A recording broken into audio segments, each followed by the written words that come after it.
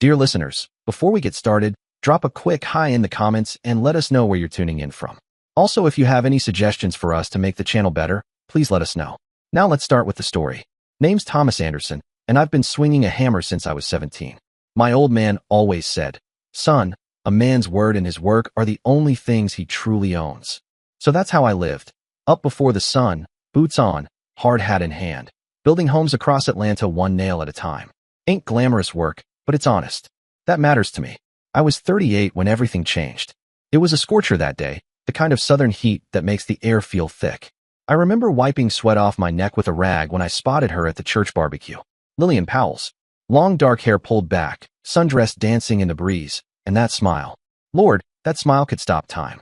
I wasn't looking for love, hadn't been for years. But something about her, something just tugged at me. We were standing near the grill when I worked up the nerve. You trying to put the sun to shame with that smile? Or is that just your way of saying hello? I asked. She laughed, real soft, eyes crinkling at the corners.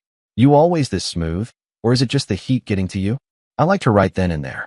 Not because she was beautiful, though she was, but because she didn't play games. She talked straight, same as me. We sat together under the oak tree that day, sipping sweet tea and talking like we'd known each other forever. She told me about her daughter, Sophie. Said she was 10, bright, full of life, but hadn't had a steady man in her life. I remember nodding, real slow. Every little girl deserves someone to count on, I said. You mind if I meet her? A week later, I did.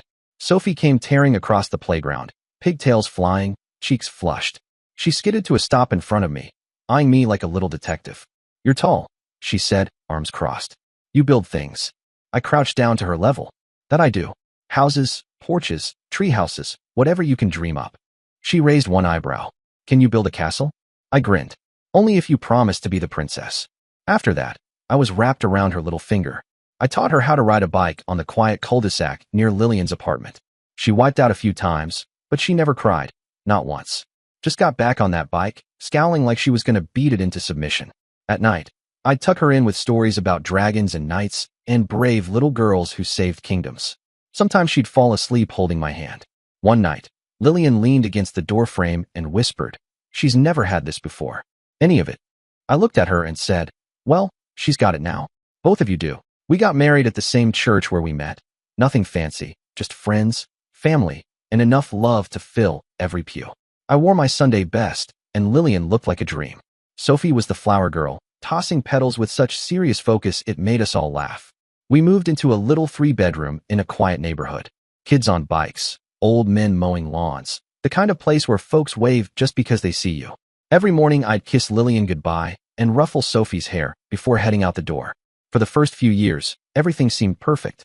I'd come home every day, dead on my feet, shirt soaked through with sweat, jeans caked with dust, back aching like the devil himself had been dancing on it.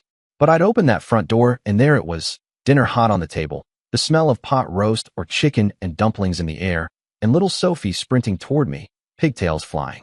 "Daddy Thomas," she'd shout, leaping into my arms like she hadn't seen me in years, even though it had only been 9 hours. Lord, that sound used to wipe away the whole day. We had a rhythm, you know?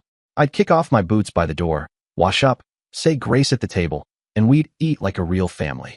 I used to sit there some nights just staring across at them. Lillian laughing at something silly Sophie said, Sophie scooping mashed potatoes like they were gold, and I'd think to myself, this is it. This is the good life. But dreams have a way of turning on you. It didn't happen all at once. At first, it was little things. I'd leave my boots by the door, like I always had, and suddenly Lillian would lose it. "I am not your maid, Thomas," she snapped one evening, arms crossed.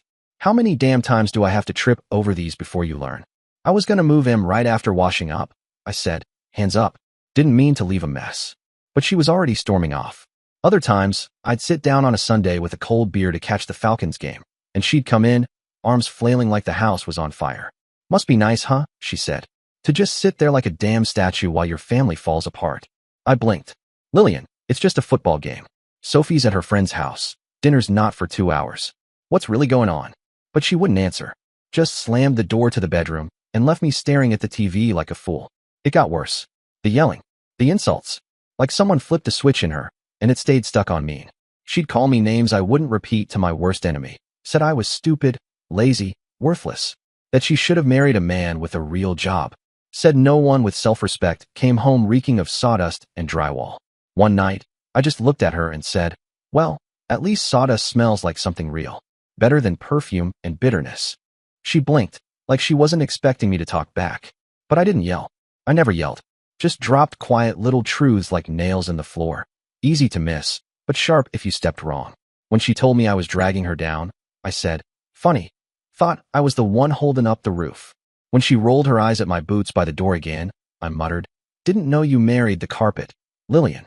Truth is, I was tired. Tired of defending myself for building a life with my hands. Tired of swallowing every damn insult just to keep the peace. But I still loved her. Loved that girl upstairs more than life. I kept thinking, she's just tired. It'll pass. I held on longer than I should have, because that's what you do for family. You don't let go the first time things get rough. But some nights, I'd sit out on the back steps, the stars above me, and silence thick as syrup, just thinking, how long can a man keep patching the roof before the whole house caves in? And Sophie, she was growing up through all of this. That bubbly little girl with the pigtails turned into a young woman who looked lost half the time. By the time she turned 21, she was still under our roof. Couldn't seem to hold a job, bounced in and out of school. First it was beauty school, then she wanted to be a vet, then it was community college for graphic design. She dropped out after just one semester. Came home one afternoon, eyes all red and puffy. I was fixing the screen door when she walked past me and mumbled, I'm done, Thomas. I can't do it. I put the screwdriver down and followed her into the kitchen. You want to tell me what happened? I asked, leaning on the counter. She shook her head. I'm just not cut out for this. I'm a screw-up, okay? I stepped closer, softening my voice. Hey now, don't talk like that. Everyone stumbles, Sophie. The important thing is getting back up. She looked up at me, lip trembling. You're not mad. I gave her a small smile. Not mad, but I'm not going to let you give up on yourself either. You hear me? She nodded, tears spilling again, and I pulled her into a hug. Maybe take a breath, I said quietly. Then we'll figure out what's next. You just gotta try again. When Sophie lost that job at the grocery store, her third job in under a year, I wasn't even mad. Just tired. She came home late again one night, tossed her purse on the couch, and flopped down like the world owed her something. They let me go, she muttered, like it was no big deal. I wiped my hands on a dish towel and walked over. Let me guess, late again? She just shrugged. I didn't raise my voice. Didn't scold. I sat down beside her and said, all right, we'll find you something else. But you gotta want it, Sophie. I can't want it more than you do. She looked away, chewing her lip, and for a second I saw that little girl again, the one with the scraped knees and big dreams. I helped her print out applications the next morning. Drove her to an interview at the diner down on Peachtree. I believed in her. Always did. Even when she didn't believe in herself. But Lillian, she never saw it the way I did. She's just finding herself, she'd say, folding laundry while Sophie slept till noon. You expect her to be you, Thomas. But not everyone's built that way. I'm not asking her to be me. I said one evening as we stood in the kitchen. I'm asking her to show up. To try. That's not too much.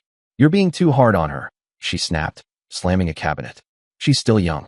Let her live her life. I bit my tongue. Again. The truth was, Sophie was being pulled in two directions. Part of her, deep down, I knew she appreciated the stability, the safety, the roof over her head. A man who never left. Who showed up for school meetings, birthday parties, doctor's appointments. I was there every damn time. But the other part of her? That part was drifting. Drawn to flash and danger and fast money. Drawn to Anthony. Yeah, Anthony. Her biological father. Man never paid a dime in child support. Never made a parent-teacher conference in his life.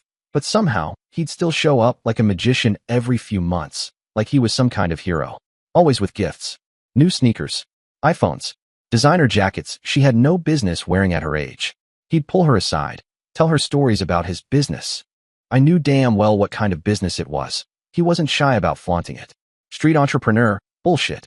I overheard him once, out on the front porch. Your stepfather's a good man, he said. But he ain't ever gonna give you the finer things. You stay here, you'll be stuck like him. A construction worker, living paycheck to paycheck. But with me, you could have it all. It made my blood boil. I tried to talk to Sophie after he left. Sat her down on the porch swing. I know he makes it sound good, Soph, I said gently. But that life? It ends one of two ways. Neither of them good. She crossed her arms. He's not all bad. He's trying. I shook my head. No, sweetheart. He's selling you a dream that comes with a nightmare. But every time I tried to get through, Lillian would jump in like I was attacking him. He's her father, Thomas, she'd say. She has a right to know him. Not if it's dragging her down. I snapped once, louder than I meant to. She didn't back down, just stared at me like I was the problem. And then Sophie started changing. She stayed out later and later. Wouldn't tell me where she was going or who she was with. Started dressing different. Acting secretive. I'd ask simple questions. You got plans tonight? Or are you home for dinner? And she'd give me half shrugs or vague answers, barely looking up from her phone. Something was shifting, and I could feel it, like a crack forming right beneath my feet. Sophie, she wasn't the same girl I used to tuck in at night with fairy tales and forehead kisses. She'd sleep till noon most days, then drift from the bed to the couch like a ghost in her own home. TV blaring, phone in her hand, thumbs moving a mile a minute, Snapchat, TikTok, whatever it was. Hours would go by, and she wouldn't speak a word. I'd try to talk to her, encourage her. You think maybe it's time to look for work again? I'd ask gently. Or maybe re-enroll, take a few classes, something to keep you moving? She'd just shrug. I'm fine, Thomas. I just need time.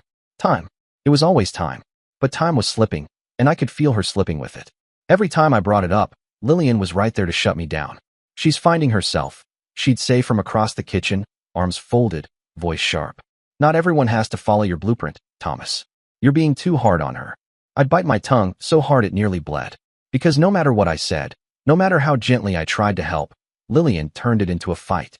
And soon enough, the house that used to ring with laughter and bedtime stories was just tension and silence. I started to feel like a stranger in my own home, walking on eggshells, afraid to breathe too loud. And through it all, I watched the girl I loved like my own daughter drift further away from me. But I'm a fighter. I don't quit easy. I kept showing up, fixing what I could, trying to keep the walls of this house, this family, standing even as the foundation cracked underneath us. I didn't know then what was coming. Didn't know that the two people I loved most in this world were about to betray me in a way I couldn't have imagined, not in my worst nightmare. It was a Thursday, March. I remember because the site had shut down early. We were supposed to pour concrete, but the delivery never came. Figured I'd use the extra time to come home, maybe surprise Lillian. Thought we could sit outside, have some tea, talk for once without raised voices or walking on glass. I didn't call ahead. When I pulled into the driveway, I noticed a car across the street. Some fancy foreign thing. I didn't recognize it, but I figured maybe it belonged to a new neighbor. Didn't give it a second thought. I grabbed my lunchbox off the seat, keys in hand, still dusty from the site, boots heavy from the day. But when I opened the front door, my whole world stopped. There she was, Lillian, my wife, kissing a man on our couch. Not a casual peck, not a misunderstanding. A real kiss, deep, intimate, full of heat. The kind of kiss meant for lovers, not secrets. My body locked up. I couldn't even step forward. I just stood there in the doorway, frozen, my keys still dangling from my hand. My jaw clenched. My stomach turned. I couldn't even process what I was seeing. The man had slicked back blonde hair and wore one of those expensive fitted shirts that screamed money. He looked like he belonged in some Buckhead boardroom, not in the home I built with my own hands. Lillian finally noticed me, but she didn't flinch. She didn't look ashamed or even surprised. She looked pissed. Thomas, she snapped, leaping to her feet like I was the one intruding. What are you doing here? I didn't answer. I couldn't. The man stood up, clearly rattled, starting to reach for his jacket. That's when something inside me snapped. I dropped my lunchbox and lunged across the room. You son of a... I grabbed him by the collar and slammed him against the wall before he could get a word out. Picture frames rattled. His eyes went wide. You think you can come into my house and put your damn hands on my wife? I growled, pressing him back harder. You've got no idea who you're messing with. He stammered. I didn't know. Liar, I spat. Lillian shouted behind me. Thomas. Let him go. But I wasn't listening. My pulse was roaring in my ears. My whole life had just imploded and this man, this stranger, was standing in the ashes. I landed a few hits on his face, and then I shoved him hard toward the door. Get the hell out of my house before I kill you, I said. He didn't need to be told twice. He stumbled, straightened his shirt, and bolted through the back door like a coward. Didn't even look back. Lillian followed him, leaning in close to whisper something I couldn't make out. He gave a nervous nod and vanished into the backyard like smoke disappearing in the wind. When Lillian came back into the living room, everything about her had changed. She wasn't flustered. She wasn't sorry. She looked like a woman spoiling for a fight. Cold, mean, eyes like ice. Her finger jabbed through the air at me like a weapon. Don't you dare judge me, Thomas, she snapped. I blinked, still trying to catch up with reality. Judge you? Lillian, I just walked into my home and found you. You have no idea what it's like being married to someone like you, she shouted, cutting me off. Someone like me? I repeated, heart pounding, voice thick with disbelief. Lillian, I've given you everything. I've worked my fingers to the bone to provide for you and Sophie. I've loved you both like you were my whole damn world. Your love isn't enough, she screamed back, eyes blazing. I need more than what you can give me. I need excitement, passion, adventure. All you know how to do is work and come home tired. Her words hit me like a brick to the chest. For 11 years, I'd busted my back. Every early morning, every overtime shift, every missed football game or weekend fishing trip, because I thought it meant something. Because I loved them. So how long has this been going on? I asked, doing everything I could to keep my voice from shaking. She folded her arms, gave me that smirk I'd never seen before today. Does it matter? It matters to me, I said, jaw clenched. The point is, she said, voice flat, I'm done pretending to be happy in this marriage. I want to divorce Thomas. I want you out of my house. I stared at her like she'd slapped me. Your house, I said slowly. I've been paying the mortgage on this place for 11 years. I put the down payment down with money I saved working overtime. I built this home for you. For Sophie. Well, she said with a shrug and a smile colder than January wind. Now it's going to be my house. My lawyer says I'm entitled to half of everything. Plus alimony. Plus child support. For Sophie. It hit me like a freight train. This wasn't just her chasing someone new. This wasn't a mistake in the heat of passion. This was planned. She'd been laying the groundwork behind my back. Maybe for months. Maybe years. I moved out of the house, the one I paid for, bled for, and into a small one-bedroom apartment on the other side of town. If I hadn't, I would have done something I would regret. The new place was cramped and smelled like old carpet, but it was all I could afford after the retainer for my lawyer and the first wave of court filings. The divorce proceedings started, just like she said they would. Her lawyer came at me with both barrels, alimony, half my savings, child support for Sophie, even though she was an adult now. They were trying to take everything I'd worked for since I was 17. The house that was paid by me now was to be split because it was bought after I got married to that bitch. No alimony and no child support. I asked Lillian to take over the mortgage and give me my half. Well, that was a court order, but she was stalling. But I knew eventually it will be done. Meanwhile, Anthony had been working on Sophie for months, whispering promises of fast money, status, respect, telling her stories about the kind of life she could have. Not the slow, steady one I tried to build for her, but the flashy, easy kind. The one that sparkles just enough to distract you from how dirty it really is. He painted pictures of success like it was just sitting there waiting for her. A few small jobs, he probably said. Run some packages. Make a few drops. You'll be rolling in cash, baby girl. She was 21, old enough to make her own choices, and still young enough to make the worst ones imaginable. She didn't want to be broke anymore. Didn't want to scroll past her friends flaunting designer shoes and beach trips on Instagram while she was stuck back home with no job and no plan. And Anthony, he was offering an escape, a shortcut. So, she said yes. At first, it was just small errands. A package here, a message there. I didn't know any of it was happening. She never said a word. I thought she was just keeping her distance because of the divorce. I had no idea she was getting pulled deeper into his world. And Anthony, he knew exactly what he was doing. He didn't tell her what was in the packages. And she didn't ask. Maybe she didn't want to know. Maybe she told herself it was harmless. That it was temporary. Just a little help for her dad until she got on her feet. But the jobs kept coming. The packages got bigger.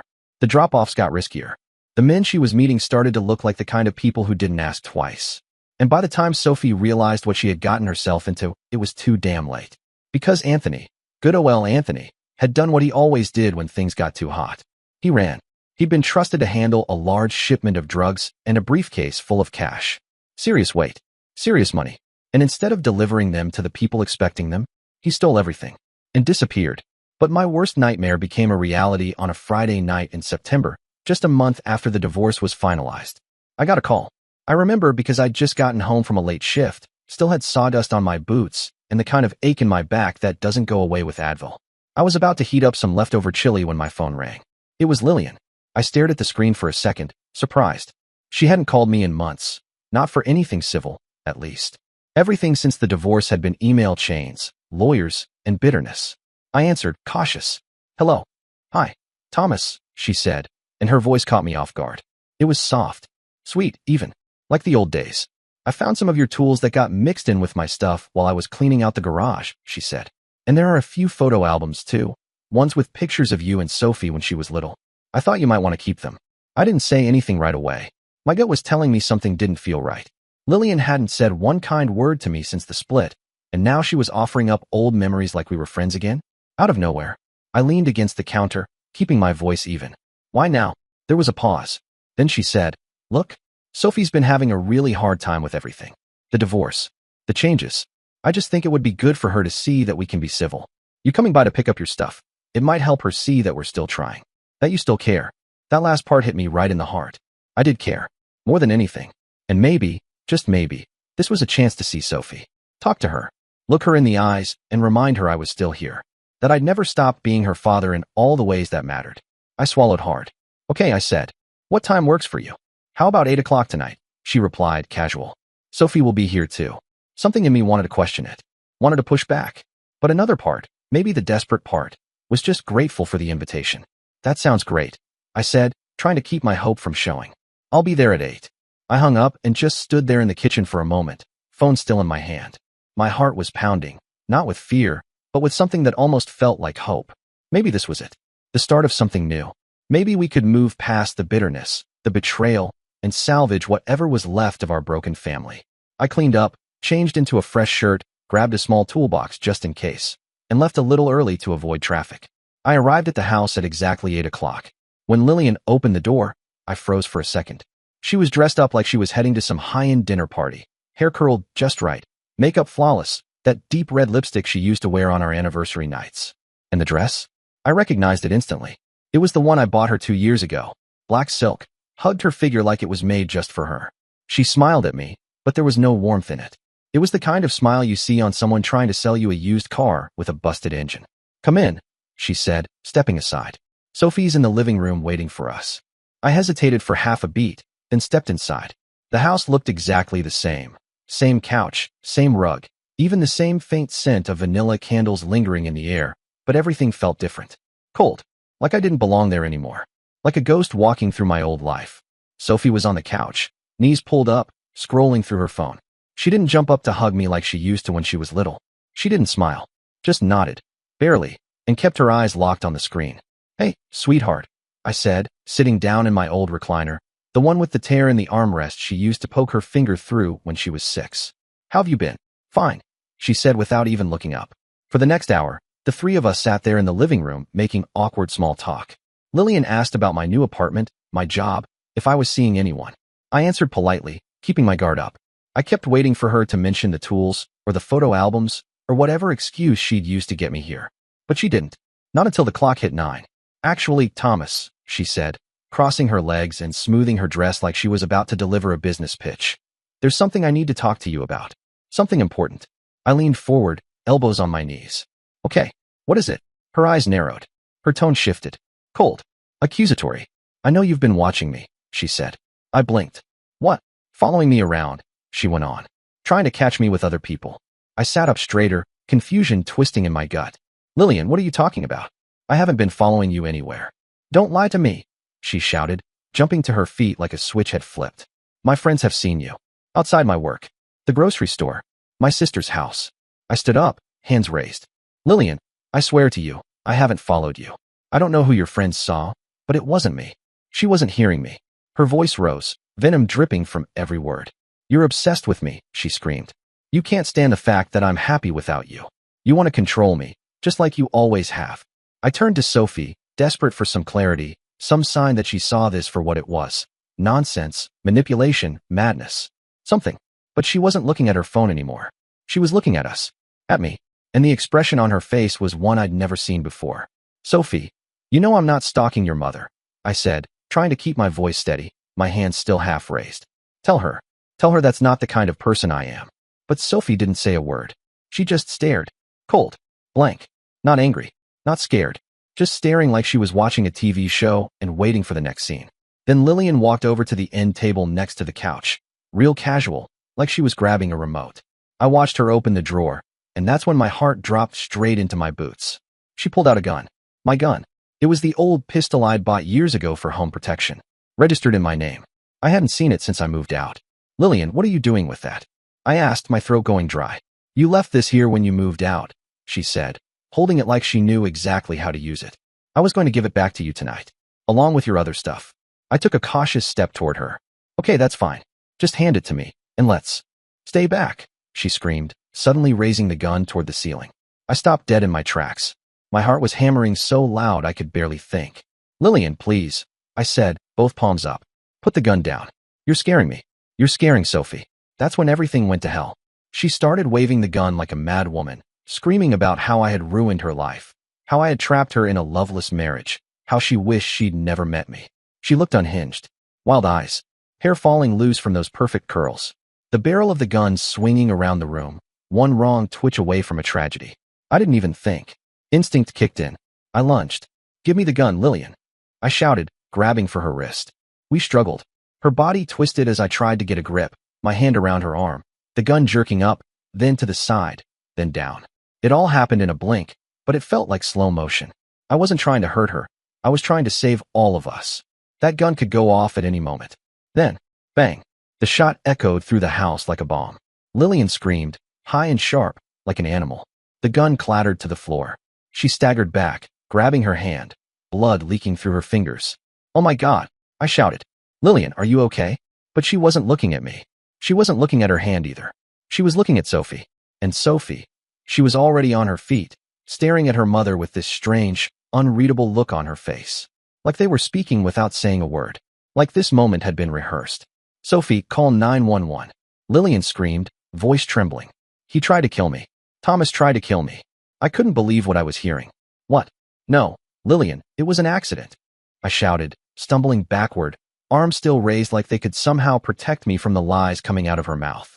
You know it was an accident. But Sophie was already on the phone. I watched her press it to her ear, her hands shaking, but not like someone terrified. More like someone acting terrified. Her voice quivered as fake tears laced every word. Please help us. She whimpered into the phone, sniffling on cue. My stepfather just shot my mother. He said he was going to kill both of us. Please hurry. My blood turned to ice. I couldn't breathe. Couldn't move. This was a setup. It had to be. Everything, from the call inviting me over, to the dress, the sweet tone, the way Sophie didn't even flinch when things escalated. This wasn't panic. This wasn't fear. This was a performance. Lillian, tell them the truth. I begged, turning to her as she slumped onto the couch, cradling her bleeding hand. Tell them it was an accident. Tell them you had the gun first. But she didn't look at me. She just screamed louder, wailing like a woman being hunted, crying out to no one and everyone at once. He tried to kill me, she sobbed. He came here to kill us. Lillian, I shouted again. For God's sake, I didn't even bring the gun. It was in the drawer, you pulled it out. And Sophie? She kept going, feeding the operator lie after lie. He's dangerous. He's been threatening us for weeks. Please, we're so scared. I stood there in the middle of my old living room, surrounded by the life I used to have, by the people I used to love, and realized that it had all been a lie. I had walked straight into a trap. They had planned every piece of this. Before I had even arrived that night. I didn't know it then, but Lillian had already sealed my fate. She had wiped down the entire pistol, my pistol, with a cloth, erasing every trace of her old fingerprints. Then, carefully, like someone preparing for surgery, she held it using a kitchen towel. No part of her skin touched the metal. Not once. Not even by accident. But me? I had grabbed it barehanded in the heat of the moment, fingers wrapping around the grip, the barrel, her wrist, desperate to stop it from going off and hurting someone. And that's exactly what she needed. So when the police showed up and dusted for prints, all they found were mine. Not hers. Not even Sophie's. Just mine. To the cops, it looked simple. I'd brought the gun. I'd pulled the trigger. I was the only one who had touched it. They cuffed me right there in my own living room. No questions. No hesitation. Gunpowder residue on my hands sealed the deal. I remember yelling, pleading, as they dragged me out the front door. I didn't bring that gun. She had it first. She set me up, but no one was listening. Not the officers. Not the neighbors who peeked out from behind their curtains. Not even Sophie, who stood in the doorway with dry eyes and a perfectly still face. At the trial, Lillian and Sophie sat there, together, like they were victims of a home invasion. Like I was some stranger who had forced his way into their lives. They cried at all the right moments. Gave their testimony like they were reading straight from a script. And in a way they were. My lawyer tried. God, he tried. Pointed out inconsistencies. Asked the hard questions. But the physical evidence was all in their favor. My prints. The gun. The blood. The text Lillian had sent herself and never opened. Just to show the court I was threatening her. But the part that haunts me the most? They had practiced this. They had rehearsed it. Weeks before that night, Lillian had started planting the seeds, telling her friends and coworkers that I was stalking her, that I wouldn't leave her alone, that she feared for her safety. She was building her case, brick by brick, before she ever picked up the phone. before she ever called me to come to the house. That night, the gun had been loaded, ready, sitting there in the drawer like bait in a trap. But what I didn't realize, what no one in that courtroom cared to look deeper into, was just how far Lillian had gone to make sure this setup worked perfectly. She'd thought of everything. That was just the beginning. She'd even gone so far as to cut her own hand earlier that day. A small, shallow slice across the edge of her palm. The kind of wound you could easily make look worse. So when the shot went off and the bullet grazed her, it looked like I'd shot her point blank. She'd even angled herself just right, so the bullet would hit the same place she had already cut. She made it look like I'd meant to kill her, and just missed. It was genius. Sick, evil genius. And Sophie? God. Sophie had been coached. Rehearsed like an actress before curtain call.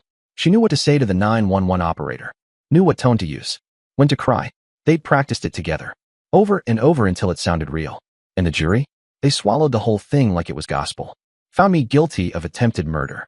First degree. 12 years. 12. The judge tried to sound merciful when he said I could be eligible for parole and 7 with good behavior. Like that was supposed to mean something. When the bailiff cuffed me, I didn't fight. I just turned my head and looked back at them one last time. Lillian, with her tissue to her face, pretending to cry for the cameras. And Sophie, my Sophie, looking at me like I was dirt under her shoe. "You're not my father," she shouted, voice sharp as glass as the guards started to pull me away. "You never were. I'm glad they're sending you away." I didn't say anything. I just stared and nodded. There was no innocence left in either of them. In prison, it was everything I feared and more. Steel bars, concrete walls, cold nights and colder eyes. I was surrounded by men who had done terrible things. The food tasted like it had been scraped out of a garbage can. The guards? Cruel, smug bastards who got off on making you feel small. Time didn't move in here. It crawled. Every single day dragged on like it had nowhere to be. But as bad as it all was, the filth, the noise, the stink, the isolation, none of it compared to the weight I carried inside. That weight was knowing I didn't belong here. I was innocent. And the two people I had loved most, Lillian and Sophie, they weren't victims. They were executioners, smiling as they pulled the lever. What burned the most, what gnawed at my insides day and night, was realizing that Sophie hadn't been manipulated. Not tricked. Not coerced. She'd chosen this. She'd stood in that courtroom, raised her hand, and lied under oath without blinking. She looked me in the eye and said I tried to kill her. I saw it then, clear as day. This wasn't just Lillian's doing. Sophie had played her part. Willingly. Eagerly. The first few years behind bars, all I could think about was revenge. Every night, I'd lay in that narrow bunk, the springs digging into my back, and play the same movie in my head. Me walking out of this place one day and making them pay. I imagined every detail. What I'd say, how they'd beg, how I wouldn't blink. That hate, it kept me alive. But hate without purpose? It eats you from the inside. And one night, I realized something. Being angry wasn't enough. If I wanted real revenge, I couldn't just storm back into their lives like a madman swinging a bat. No, I needed to be smarter than them. Sharper. I needed to become someone they wouldn't recognize, someone they'd never see coming. So I got to work. I earned my GED, then my degree. One book at a time, I tore through the prison library like a starving man at a buffet. Law, psychology, criminal justice. If there was a way to outthink the system, I was going to learn it. I started working out religiously. Push-ups, sit-ups, pull-ups using the steel bars above my bed. I carved myself into something new, stronger, harder. I learned languages. Spanish, French, Mandarin. Not because I needed them, but because I could. Because every new skill made me feel like I was taking back control. Like I was rebuilding the man they tried to bury. I made connections too. Quiet ones. Men who weren't just inmates. They were resources. They had ties to the outside. They knew how to find people. How to make things move. They understood something I was only beginning to accept. Sometimes, the law isn't enough. Sometimes, to get justice, you have to take it. In the long, bitter hours of the night, I started replaying that September evening over and over again. Not just the struggle, not just the betrayal. I started asking myself why. Why go to all that trouble? Why not just ghost me and move on? A few months after I got locked up, I heard the news. First, my house was sold, and second, Anthony had been killed in a police shootout, just 2 days before I was arrested. No one ever found the money. No one found the drugs either. But people talk. Even inside these walls, you hear things. Through letters, smuggled phones, word of mouth from inmates whose cousins, or uncles, or baby mamas still ran in those Atlanta streets. And slowly, I started to piece it together. They framed me to get the money from the sale of my house. Greed is a big motivator. Lillian and Sophie knew where Anthony had stashed the money. They took it, but they wanted more. That's when the plan in my mind changed. I wasn't just going to hurt them. I wasn't going to yell, or scream, or demand the truth. No, I was going to ruin them, piece by piece. I was going to take everything they had, everything they loved, and burn it to the ground, just like they had destroyed me. 7 years passed. It was a cold Tuesday morning in February when I walked out of that prison gate. Free. The sky was overcast, the wind sharp against my face, but I didn't feel the cold. All I felt was clarity, focus, purpose. I was 45 now. The gray in my hair reminded me of the years they stole, and the lines on my face told the story of every sleepless night behind bars. But my body? A machine. My mind? Sharper than a damn razor. I had saved every cent I could in prison. Legit work in the kitchen, trading favors, even a few well-placed bets on the yard. Every penny mattered. Because I knew when I got out, I wasn't starting over. I was starting something else entirely. And I wasn't starting alone. Men I met on the inside had people, real people, on the outside. Guys who didn't blink when you asked for something that couldn't be found in a phone book. I kept their numbers, paid them favors, kept my word, built trust. That's what prison taught me.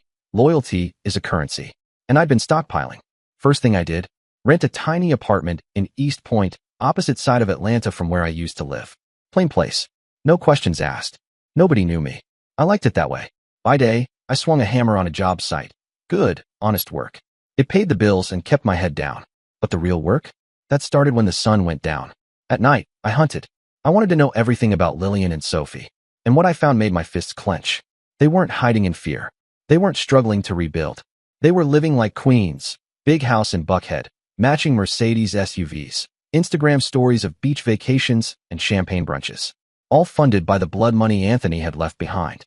He was dead, got himself killed in a shootout with the cops 2 years after I got locked up. But before he went out, the bastard told them where the stash was. The money he was supposed to deliver. The cash that belonged to dangerous men who didn't tolerate betrayal. They found it. All of it. And instead of hiding or laying low, Lillian and Sophie celebrated. I dug deeper. Sophie? She bragged at parties, bragged. Called me a stupid fool who never saw it coming. Laughed about her Oscar-worthy performance on the stand. Said her fake tears were the best part. I saw a video clip of her at some rooftop bar, drink in hand, mimicking her 911 call for laughs. They weren't scared. They were proud. Proud of what they did to me. Proud of what they got away with. That's when the anger in me cooled. Not because I was any less furious, but because it hardened into something pure. Something sharp. Revenge, yes, but not the blind kind. They wanted to ruin me? I'd return the favor. Slowly. Precisely. Completely. I started mapping out every detail of their lives. Their routines. Their vices. Lillian had developed a gambling habit. Not the fun kind. The kind that gets you in debt with the wrong kind of people. I found out she owed a lot of money to men whose idea of debt collection involved pliers and concrete basements. Sophie? Drugs. Pills mostly, but also some heavier stuff. And her boyfriend, Ray, he wasn't just abusive. He was a low-level dealer with a short temper and a big mouth. That boy was a ticking time bomb, and she didn't even see it. But the best piece? The police. They'd reopened investigations tied to Anthony's old crew. They were still trying to trace the missing money. Money I now knew had passed through Lillian's hands. All the pieces were on the board. Plan all set. Isolate, trap, and execute. So, I made my first move. You'd be amazed what people are willing to do for the right price, or the right favor. Through a contact I'd made inside, a guy who used to run with some of Atlanta's rougher circles, I got word out to the very people Lillian and Sophie had feared most, the ones Anthony had stolen from. It wasn't hard. I knew their names.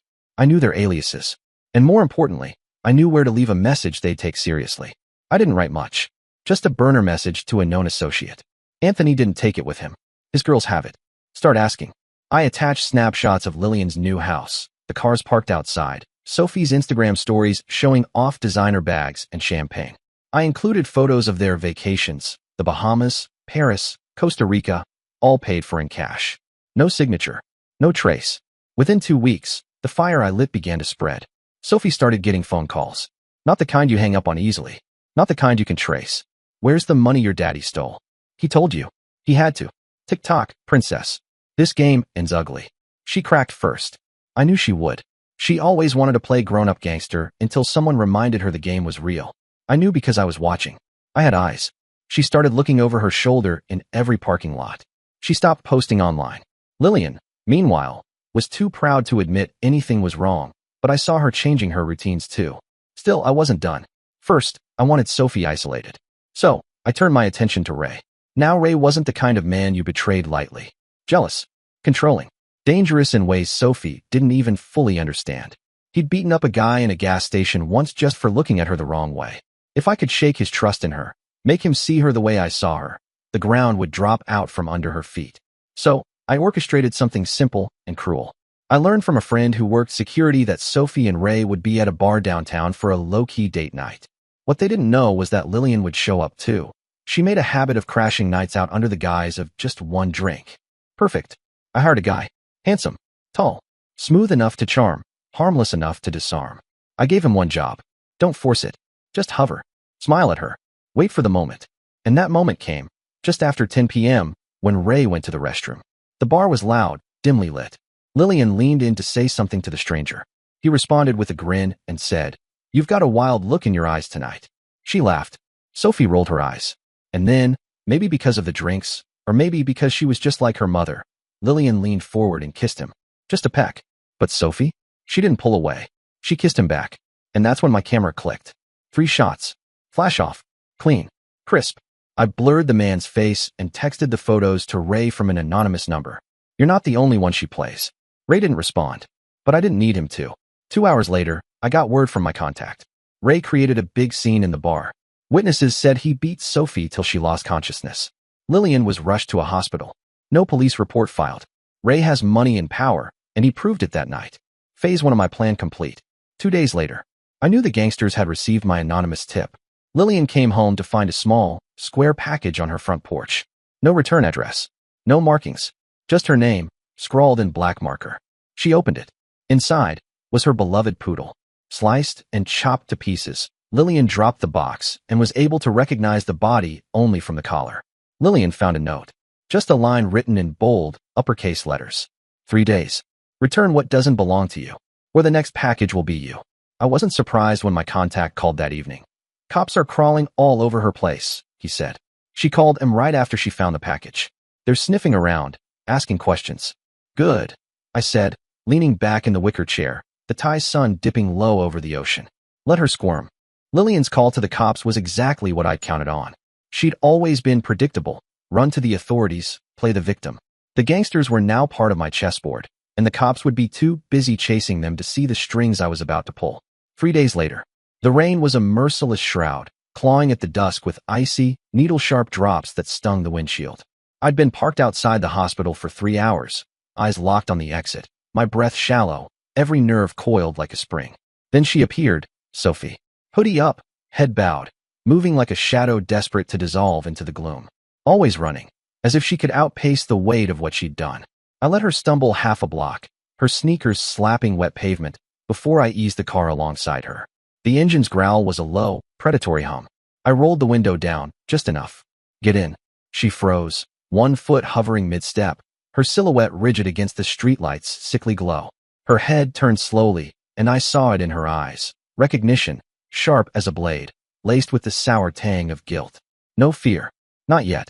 "I'm not doing this," she muttered, voice brittle, turning to walk away. I raised the gun, its cold weight steady in my hand, the barrel catching the faint light. "You don't get to choose." Her gaze flicked to the gun, then to the empty street. No cars. No witnesses. Just the rain, hissing like it was complicit. She knew I'd planned this. Knew I wasn't bluffing. Her jaw tightened, but she climbed into the passenger seat, the door slamming like a coffin lid. We drove in silence, the city's neon bleeding into the rearview mirror until it was just us, the highway, and the dark. Past the last flickering gas station, into the desolate stretch where the fields swallowed sound and light. The warehouse loomed ahead, a rotting husk of brick and shattered glass, its broken windows like empty eye sockets staring into the void. I pulled around back, where the shadows were thickest, where no one would see. The car's engine died with a shudder. Sophie's voice, when it came, was a cracked whisper. "You going to kill me?" I didn't answer. Words were useless now. I got out, the air heavy with the smell of wet earth and decay. Opened her door. She didn't move, her hands knotted in her lap. "Out," I said, voice low, final. She didn't budge. I grabbed a fistful of her hair, yanking her from the seat. She gasped, clawing at my wrist, but I drove my fist into her cheek, a sharp crack that sent her sprawling into the mud. Her hoodie soaked through instantly, clinging to her like a second skin. She tried to scramble up, but I seized her ankle, dragging her through the gravel and filth, her body scraping against the ground as she thrashed, her breaths ragged, animalistic.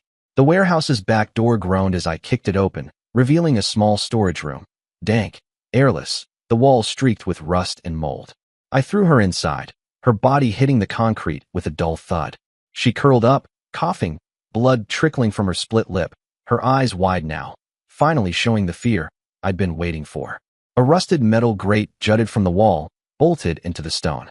I grabbed a chain, its links cold and heavy, and looped it around her wrists, binding her to the grate. The metal bit into her skin, and she winced, but didn't scream. Not yet. I tightened the chain until it creaked, her arms stretched taut, her body forced upright against the wall. I stepped back, the room swallowing the sound of my boots. The door slammed shut, the lock clicking with a finality that echoed in the dark. Outside, the rain kept falling, erasing any trace of us. The rain hadn't let up, hammering the warehouse roof like 1,000 tiny fists. Inside, Sophie's shallow breaths rasped against the silence, her chained wrists scraping faintly against the metal grate. I didn't look at her. My focus was already shifting, the next piece of the plan locking into place. This wasn't just about her. It was about Lillian, too. Her mother, the architect of every betrayal that had carved me hollow. They'd both pay, but Lillian, she'd feel it deeper. It was time to trap Lillian. I pulled a burner phone from my jacket, the cheap plastic cold in my hand. The number was already punched in, pulled from a memory I'd rather forget. I stepped outside, the wind biting through my coat, and dialed. The line crackled, then connected. Lillian, I said when she picked up, my voice low, stripped of anything she might recognize. I have your daughter. A sharp intake of breath on the other end. Who is this? What are you? Sophie's with me. I cut in, letting the words sink like stones. If you want to see her alive, you'll come alone. Blackthorn Quarry, off Route 17. Midnight. No police. No tricks. You know what happens if you try. Thomas. Her voice wavered, catching on my name like a hook. Thomas, is that you? Please, don't hurt her. I'll do anything. Midnight, I said, and hung up. Her desperation lingered in my ears, a bitter satisfaction. She'd come. She always did when it was about Sophie. I tossed the phone into a puddle, grinding it under my heel until it was just plastic shards in the mud. No traces. No mistakes. The quarry was perfect, miles from anything, a scar of rock and dirt where no one would hear her scream. I'd scouted it weeks ago, knowing it would come to this. I drove back to the city, the windshield wipers slicing through the rain. My hands were steady on the wheel, but my pulse thrummed with something dark, something alive. Blackthorn Quarry was a ghost town at night, just gravel paths and jagged cliffs under a moonless sky. I parked the car in a shadowed dip off the main road, lights off, and waited. At 11:58, headlights flickered in the distance. Lillian's sedan pulled into the quarry, tires crunching over loose stone. She stepped out, a flashlight in her hand, her silhouette frail against the dark. She was alone, just as I'd ordered.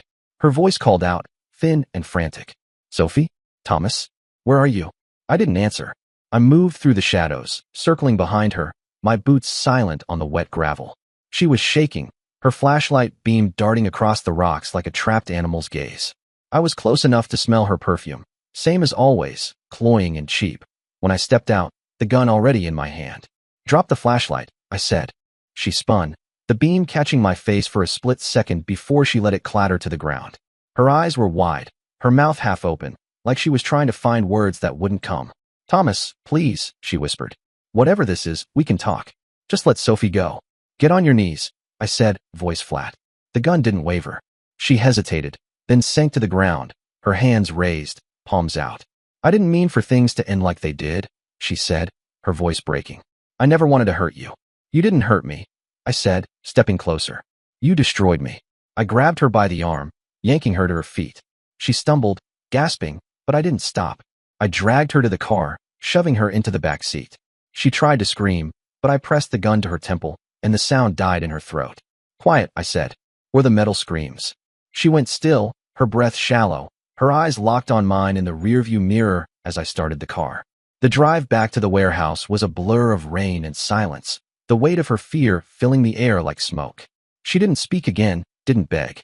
Maybe she knew it wouldn't matter. When we reached the warehouse, I pulled her out, her legs buckling as she hit the ground. The rain soaked her hair, plastering it to her face, but I didn't care. I dragged her through the same rusted door, into the storage room where Sophie was chained. The girls had snapped up, her eyes bloodshot, her voice a cracked whimper.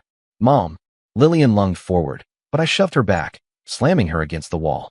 "Stay put," I growled. I grabbed another chain from the corner, its links crusted with rust, and bound her wrists to the same grate, a few feet from her daughter. Their eyes met, Sophie's wide with terror, Lillian's with a mix of guilt and despair. "You thought you could walk away," I said, my voice low, almost swallowed by the rain outside. "Both of you. You thought I'd just let it go." "Thomas, please," Lillian said again. "This isn't you." I crouched in front of her, close enough to see the pulse hammering in her throat. "You are right. This is the one you created." The air in the storage room was thick with damp rot and the metallic tang of fear. Sophie's shallow whimpers mingled with Lillian's uneven breaths, their chained wrists scraping against the rusted grate. The rain outside pounded the warehouse roof, a relentless pulse that matched the cold rhythm in my chest. I'd planned every step, every second, and now it was time to tighten the noose. I set my duffel bag on the concrete floor and pulled out the laptop, its screen casting a pale glow across the room. Lillian's eyes flicked to it, then to me, her face a mask of dread. I crouched in front of her, holding the laptop just out of reach, the gun steady in my other hand. "Transfer every cent you have," I said, voice flat, deliberate. "All your liquid assets. Offshore account. The details are already on the screen." Her lips parted, but no sound came out. Her gaze darted to Sophie, slumped against the wall, her wrists raw from the chains. "Thomas, please," Lillian finally whispered, her voice cracking like thin ice. "We can fix this. You don't need to do this." "Do it," I said, nodding at the laptop. "Now." She hesitated, her hands trembling, still bound to the grate. I sighed, the sound heavy in the stale air, and turned the gun on Sophie. The girl's eyes widened, her breath hitching. "Mom, don't," Sophie started, but the crack of the gunshot cut her off. The bullet tore through her left thigh, and she screamed, a raw, animal sound that echoed off the walls. Blood seeped through her jeans, pooling on the concrete. "Thomas, no." Lillian lunged against her chains, the metal biting into her wrists. "Stop. I'll do it. I'll do it." I shoved the laptop into her lap, loosening her chains just enough for her to type. "Move faster this time." Her fingers shook as she took the laptop, her eyes darting between the screen and Sophie, who was gasping, tears streaming down her face. Lillian's hands hovered over the keys, frozen, her breath ragged. I can't think," she stammered. "Please, just give me a second." I didn't wait. I aimed at Sophie's other leg and fired. Another scream ripped through the room, sharper this time, as blood bloomed across her right thigh. She collapsed forward, the chains catching her weight, her sobs choking on pain. "Stop it," Lillian screamed, her voice breaking into a sob. "I'm doing it, Thomas. Please, I'm doing it." "Then do it," I said, my voice like gravel. "No more games." She fumbled with the laptop, tears streaming down her face as she typed, her fingers slipping on the keys. "I'm sorry," she kept muttering.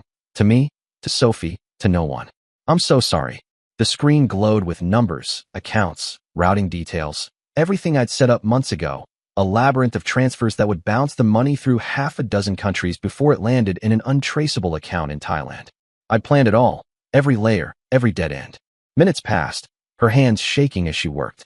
Finally, she pushed the laptop back toward me, her eyes hollow. "It's done," she whispered. "It's all there. Just let us go." I took the laptop, checking the screen. The transfer was complete, the numbers exactly as I'd expected. The money will bounce off multiple accounts before landing in my account. I closed the screen, tucking it under my arm, and stood.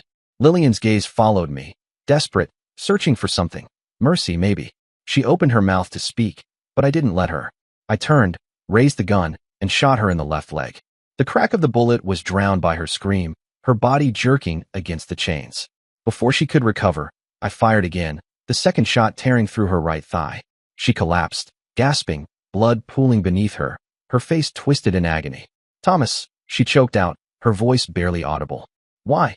I crouched in front of her, close enough to see the sweat beading on her forehead, the way her lips trembled. "Why should not be your question. You should be asking me how long." I stood, stepping back. "The gangsters will be here in 3 days," I said, my voice cold, final. "They'll want to talk. About the money. About you. About her." I nodded at Sophie, who was barely conscious, her head lolling against her shoulder. "I spent 7 years thinking what you two did to me. For you 3 days is a long enough." Lillian's eyes widened, her breath hitching. "No. Thomas, please, don't leave us here." I didn't answer. I turned, walked to the door, and stepped into the rain-soaked night.